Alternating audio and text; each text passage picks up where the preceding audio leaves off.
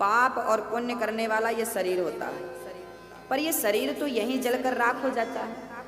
तो शरीर जल जाता है तो इसके द्वारा किया गया पाप और पुण्य भी तो नष्ट हो जाता होगा। प्राचीन बरही ने प्रश्न किया कि जब शरीर यहाँ नष्ट होता है तो इसके द्वारा किया गया पाप पुण्य भी नष्ट हो जाता होगा। नारद जी ने कहा, पागल, ऐसा नहीं होता। तो कैसा होता? तो सुनाया। नारद जी ने कहा, सुनो, एक व्यापारी था, उसके कपड़ों की दुकान थी, वस्त्र भंडार। आज सेठ जी वस्त्र बेच करके रात्रि को आए, आपने भोजन किया, भोजन करके सेठ जी गहरी नींद में चले गए। उसी क्षण उन्हें एक स्वप्न आया। सपने में एक ग्राहक आया। ग्राहक ने कहा, सेठ जी हमें कपड़ा दे दो। अब सेठ जी ने सपने में, उनको लगा वो सपने में अपनी दुकान पर बैठे हैं। ग्राहक आया, हमें कपड़ा दे दो। सेठ जी ने जिस चादर को ओढ़ रखा था उसी चादर को कपड़ा समझकर पूरी ताकत से फाड़ दिया, और जब चादर फटा तो आंख खुली। आंख खुली तो ना दुकान थी ना ग्राहक था, पर चादर जो फटा था वो तो सचमुच फट गया। बस ये समझने का दृष्टांत है। ना तो ग्राहक सत्य था ना तो दुकान सत्य थी। बताइए, सपने में आपने दुकान खोल ली तो सत्य थी? ना दुकान सत्य थी ना ग्राहक सत्य था, पर चादर जो फटा वो बिल्कुल सच था। ऐसे ही ना ये संसार सत्य है ना ये शरीर सत्य है, पर शरीर के द्वारा किया गया पाप और पुण्य सत्य है। भोगना पड़ेगा, उसका फल भोगना पड़ेगा। अब प्रश्न दूसरा खड़ा हुआ कि भाई भोगेगा कौन? शरीर तो आग में जल गया, आपने जमीन में गाड़ दिया तो मिल गया मिट्टी में, फिर भोगेगा कौन? हाँ, कौन भोगेगा? ये बहुत अच्छा प्रश्न है। आपके पास शरीर कितने हैं? कितने शरीर हैं?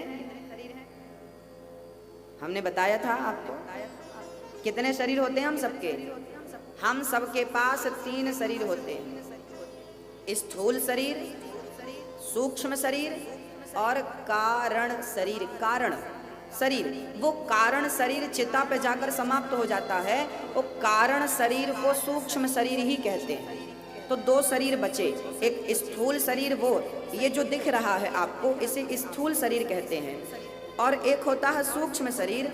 वो कहाँ काम करता है? बोले, जब आप सो जाते हैं, आप सपने में हरिद्वार चले गए, आप सपने में वृंदावन चले गए।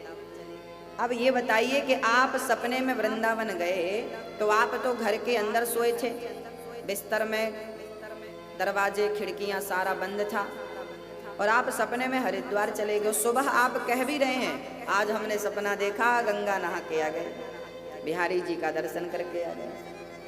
तो आप स्वप्न में चले गए, तो आप तो घर में थे, फिर स्वप्न में ये जो हरिद्वार चला गया ये कौन था? बताइए, ये कौन था? आप बताइए। ये सूक्ष्म शरीर था। आपके साथ आपका एक दूसरा शरीर भी है जो आपके साथ काम कर रहा है। हाँ, इसे सूक्ष्म शरीर कहते हैं। अच्छा, जब आप सोए थे और सपने में हरिद्वार गए थे तो आत्मा किस शरीर के साथ थी? घर में जो सोया था उसके साथ थी या हरिद्वार जो गया था उसके साथ थी? क्योंकि आत्मा तो एक है। वो किसके साथ थी उस टाइम जब आप स्वप्न देख रहे थे? किसके साथ थी? जो हरिद्वार गया था उसके साथ? हाँ ना, गलत उत्तर है आपका, 0 नंबर। भाई, आत्मा निकल जाती तो आप मर नहीं जाते? हाँ, इस शरीर से 2 मिनट के लिए आत्मा निकल जाए तो 2 मिनट के लिए जिंदा रहेगा?